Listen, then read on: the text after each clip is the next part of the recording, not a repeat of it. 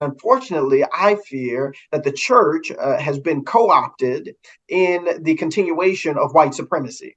It has been co-opted in the participation of white patriarchy. It's been co-opted to become a tool and a weapon of destruction, and not a tool and a source of love to co-create with God a community that is more fair, a community that is more just, a community that is more whole, a community that makes sure that its children are not being killed by gun violence, and make sure that its people are not dealing with polluters taking away their right to breathe clean air, not dealing with cities and towns redlining their districts with polluters and toxic release inventory facilities. The church, which is supposed to be, right, in the Christian faith or in most faiths, a place and a source of love, has become a tool to instead constrict the voice and the identity of people. And now, unfortunately, it has become a very individualistic. This is the harm that Bill Hoods talks a lot about. She says we have given up a community ethic. We've given up a love ethic. We've given up an idea that our job is to change the society, to change the structures and the systems. And it is for my church to grow.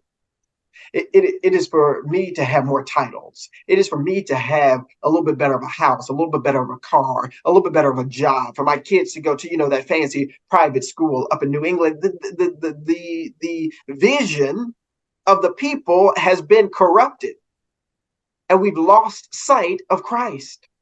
We've lost sight of the Palestinian Jewish boy born to teenage parents, right? A teenage mother. We've lost sight of the subversiveness of Christianity, of the radical love of Jesus that says, I'm on the side of the woman who's being called an adulterer. I'm on the side of the tax collector. I'm on the side of the poor. I'm on the side of the marginalized. I'm on the side of those who are struggling. That's what our tradition comes from, right? That's what the book says. For a lot of people who like to throw the Bible at folk, right? That's what it talks about.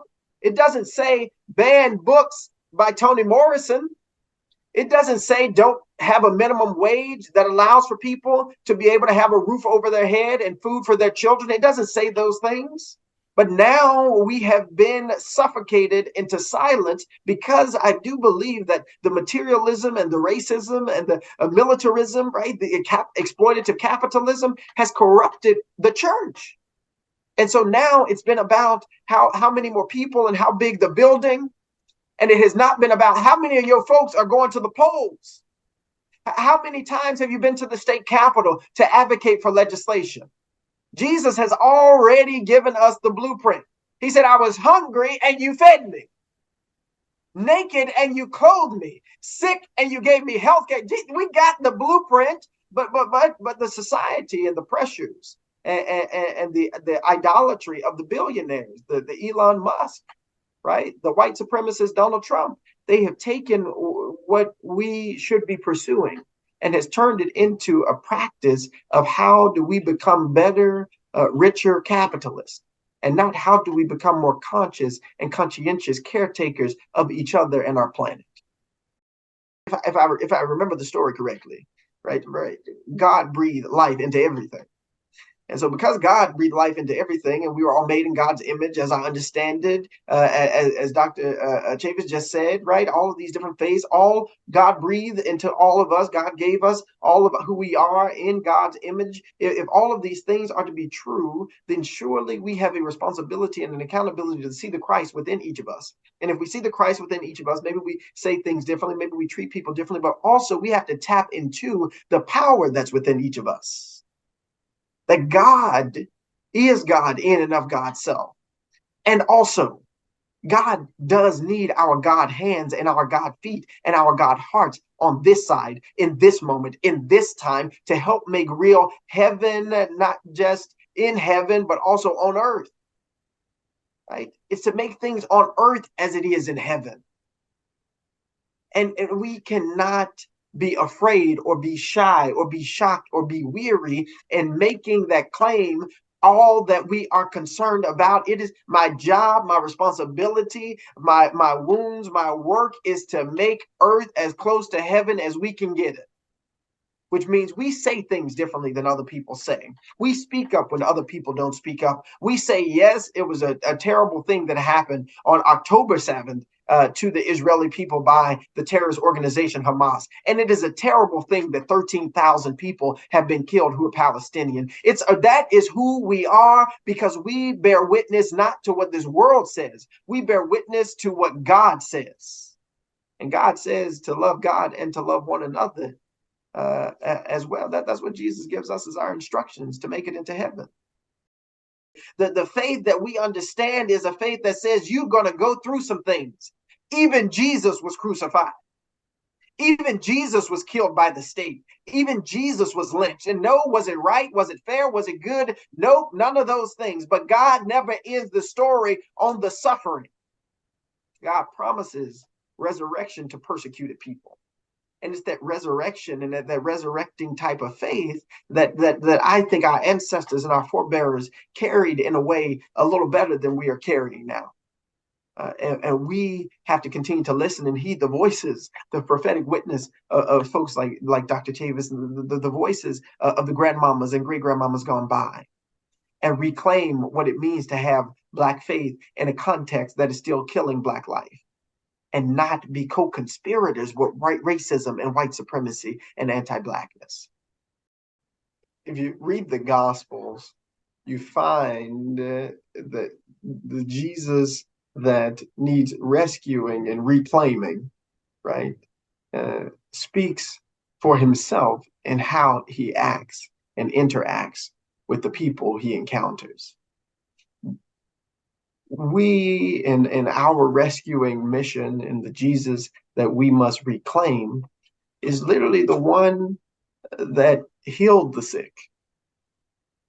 So if you just take that into the present day, and you're having decisions like we have in the state of Tennessee about whether or not we expand Medicaid, right, for 300,000 Tennesseans, you say, well, if we're following a Christian ethic, we heal the sick, we give them Medicaid.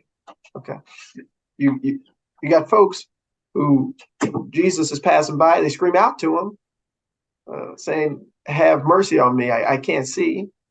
You say, okay, Jesus sees these folks, he gives them sight. We got folks in our community who can't afford a pair of glasses. So we ensure all of our kids and all of our adults get access to being able to see. You just look at Jesus always choosing a social location with the folks who the society marginalizes. There's the man who is having a mental health episode that they can't be understood, and so he gets thrown to live in the graveyard. Encounters Jesus, has his encounter with Jesus, and they say, what is it? He's clothed and in his right mind. And the community is confused. And so we got people with mental health issues, then we probably ought to meet those needs. Like the Jesus that we're talking about, the faith that we're talking about, is a faith community that meets the needs of people who are in need of an encounter with Jesus. Indeed, it's said that a drop of water consistently hitting a rock over time will shatter the rock. We have to be people who are persistent. And I believe that our faith tradition guides us in such a powerful way because it is formed by the folk who are in the minority at first. Right? It's the people who were poor and who were destitute. It was the blind, it was the deaf, it was the lame who Jesus, right, goes to see, checks in on, cares about, that Jesus gets proximate to. And I think for we who believe in justice in this day and in this age, we have lessons to learn that we can be in the minority from time to time. It looks like the empire and those in power are winning, and that their narrative is going forward. But somehow there are these people who remain subversive to the status quo. There are these people who continue to yell out in the wilderness, right? There are these people who continue to say that everybody does deserve the basic things that they need in order to survive. There are these people. Good people of good faith who come from good traditions that remain persistent amidst tragedy and difficulty. And I think for me, as a descendant of enslaved African American people, I think often about those ancestors who cried rivers of tears. in prayer that one day, someday, there would be some folks who would have the opportunity to read and to write and would use that power to change the system.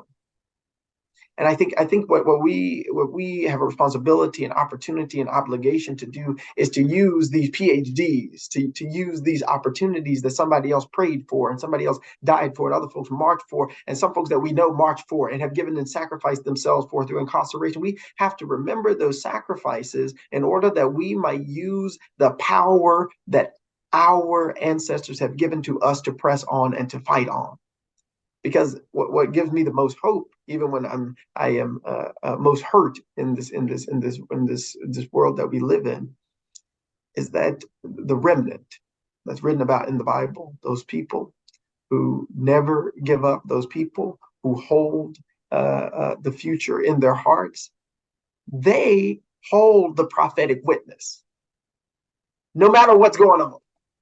No matter how many corporations are trying to destroy our communities, the people with prophetic witness, they hold on to a vision of a world that is not yet, but that is possible.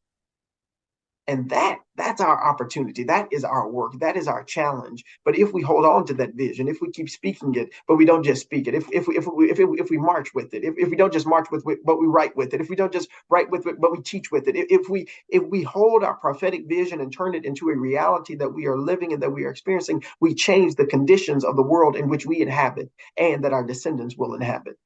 And so that's what's given me hope. And I believe this is a group of folks who are prophetic witnesses.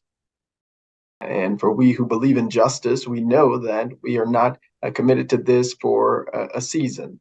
It is not for one election or one presidency. It is for a lifetime, because the ills that we are up against are persistent. And we must be persistent in our faith and in our belief and in our commitment.